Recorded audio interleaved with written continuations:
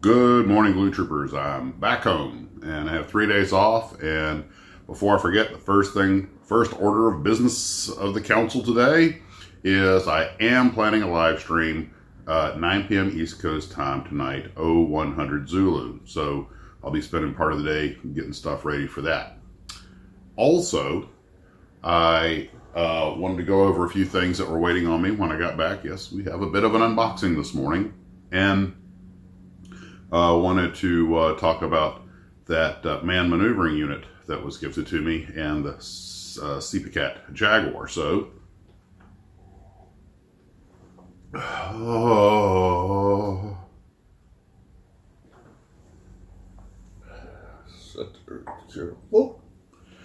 I decided to shoot with this as the background because I've noticed a lot of times when I face the other way, the outdoor light is just too bright up against my head. Okay, so one of the things that was waiting for me when I got home. Now, my wife had already opened this because it was made out to M. Conkey, and she's Monica and I'm Max, so she thought it was hers. This is from Clive, and up in Canada, and I believe I've been told this is coming. So Clive sent me some 1/48 scale figures. I'll take a photo of these right about so you can see them better. But although I've already made the ones for the B-25, we have a lot of builds in our future, so these will come in handy. Thank you. Two things you can never have too many of are decals, you know, for your decal stash, and characters, figures. Seems like there's just, you never have them when you need them.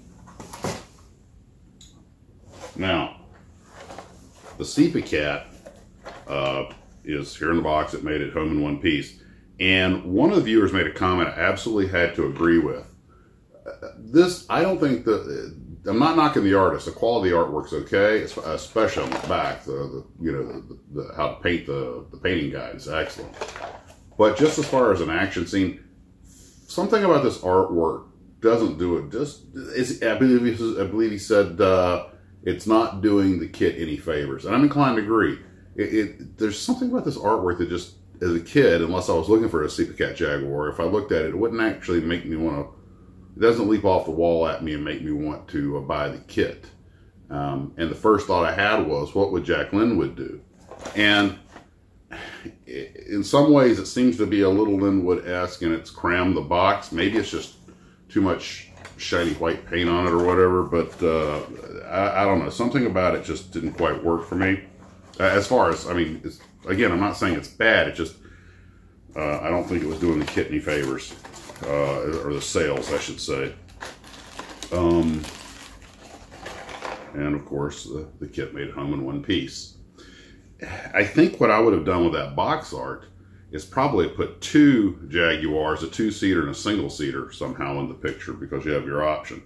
And a lot of you guys pointed out that I believe these are supposed to be Martel missiles, and apparently the Jaguar could only carry 2 of them, and they give you 4. So, but then again, the kit came out in '74, just after the plane entered service. There was no internet back then, so I'm sure they didn't know that. But again, extra bombs and missiles, always a fun thing to have.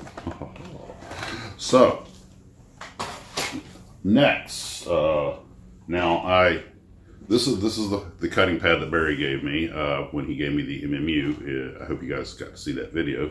But we went out and had dinner down in Fort Lauderdale with my buddy Ken. And of course, this is the build kit that Orange Tabby had sent me. And speaking of Tabby, Princess is sitting over there right now. Honey's just like, why aren't you petting me? Why are you talking into the strange magic box instead of over here grooming me? I want rubs, Daddy. I want them now. Now, this is the MMU he sent me, and I posted a couple pictures on Facebook. I had a 3-hour sit in White Plains, New York yesterday, so I went ahead and started tinkering on it. And the fit and everything is about what you would expect from a Revell kit of that era. This is as far as I could go with it, partly for time and partly for putting everything else together. It wouldn't fit in the bag. And nice large kit. Also, the sides of the MMU, not only do the manipular arms articulate, but they also expand, so those are actually working components. None of this was hard to put together. These are little edge parts that went in here were the closest thing to tricky, but they were not tricky. One thing I like about it is the man maneuvering unit and the backpack are two separate parts, which apparently have a pretty good friction lock on them.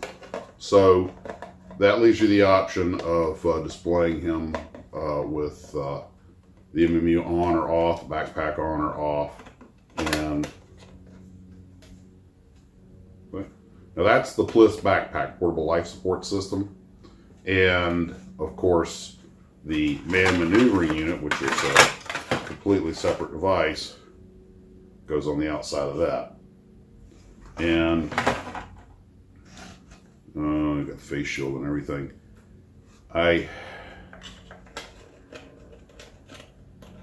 Now, I promised Barry a little something. He knows what it is, what I would do with the face. But when I got home, my wife said, "Oh, let me paint the face. You paint the thing, and then I'll detail the face." And we all know how good she is with her dolls doing the faces. And I want to accommodate both folks, so I have a cunning plan. I'm going to have, I was just going to show you, but I'll just tell you. I mean, it's not a huge secret. I'm going to let her go ahead and paint the face. And I'm torn in two ways. So Barry, tell me what you think. One is I can have her paint the face and detail it like Barry's face, or I just have her make the face, and then what I thought I might do is I took a photograph of Barry before I left that I could put on the inside of the visor. That might actually look better. The face would still be painted either way, but that way I could display it either way. We'll see. It's gonna be fun either way. You know, that's kind of the thing. Some people might say, "No, you have to paint the insurance face on there," you know, and I mean, I get it because you want to be detail oriented. Why not paint your own face on there? I mean, come on, half the fun of model building is kind of, you know, getting to touch the things that in our normal life we don't even get to see. I mean, not a lot of us are going to go fly a Fokker D7 or a spaceship in space or drive a submarine. Is it driving a submarine? Operating a submarine? The point I'm getting at is that, you know, it's your model, do what you want with it. And maybe we'll just have her paint Barry's face on there. You know, the cool thing about, I didn't think until just a second, was with a visor like this, a flip down visor like this that actually moves, you can put your own face, you could have different faces, you know, take pictures, you know, just have fun with the model, you know? That's all I'm talking about. Coffee time. Coffee time. Coffee time.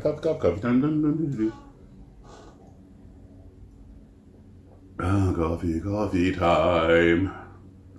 You know, I promised you guys I wouldn't sing anymore, but I don't know, we'll get a little too much of the Loki in me. We watched a couple episodes of that last night. It is different. That's a TV show, Loki, with Tom Hiddleston.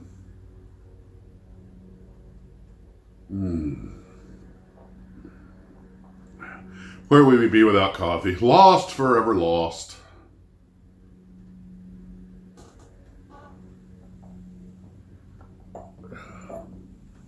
Now, an unboxing. Of course, I have slit this open to save time here, but have not gone through it yet. And this is from Ed up in Canada. Wow. Both of these from Canada. It's true, you know, just Canadians are just the nicest people. Certainly generous. So,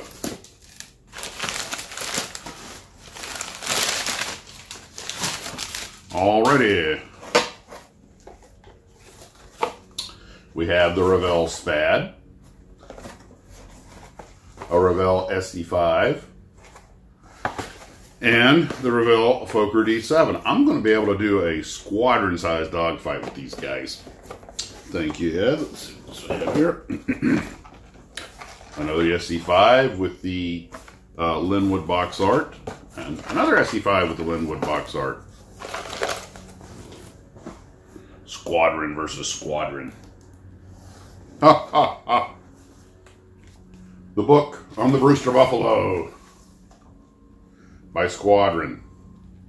These Squadron books are, for those who haven't seen them, they are great. They have a ton of photos you can't even find online. And, okay, there's a Dutch scheme on the bottom I'd never even seen before with the square flags on the side. This, by the way, is the box art from the Czech models, one that I just built. I found out, I might have mentioned it, you notice there's no spinner on the Marine Corps version, but they're on all the others.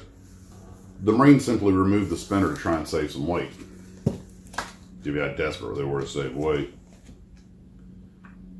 Oh, my gosh, that's the first decent cockpit photo I've seen of the Buffalo cockpit. And, oh, well, there's a reason he sent that to me. Dun, dun, dun! Oh, what markings to make this one in. This is the B339 Buffalo Pacific Theater. So since it is specifically the British variant, I will probably, well, it could also be the Dutch one. Here is Dutch, British, and they also give the option of the early, looks like the early Navy version of wrong, the U.S. Aboard the USS Long Island AVG-1. I don't know. I think that British paint scheme's the prettiest, but we'll see. But thank you, and oh, something else in here. Oh, Italy. The Wellington. I do not have a Wellington in my collection anywhere. It's 1/72nd scale, so I'll probably paint it up about like it looks on the box. Wimpy, what was it? Yeah, they called it Wimpy. I think it was from, not because it was a Wimpy airplane, but because I think it was for the character in the Popeye cartoons. Why is it every time I see this airplane, for some reason I think of Winston Churchill. It's like an airplane that was made to look like he was the owner. You know how pets look like their owners? It may be because they call it Wimpy, and Wimpy was kind of a pot-bellied guy with a second chin, and kind of maybe in some with a derby hat, maybe in some ways resembled Churchill. I don't know. I'm not going to get real long-winded here because we're going to have the live stream tonight. So I want to thank everybody. Hope you enjoyed this little brief show. Hope to see you guys tonight at the live stream. And crap, no, say it isn't so. There was a drop left. You didn't see that. Guys, take care. We'll hopefully see you this evening. As always, model on.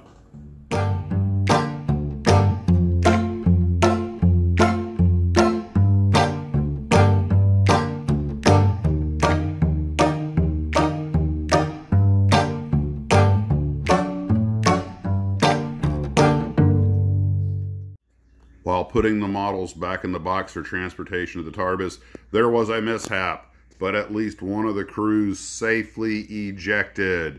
The other one, by comparison, rode it down all the way.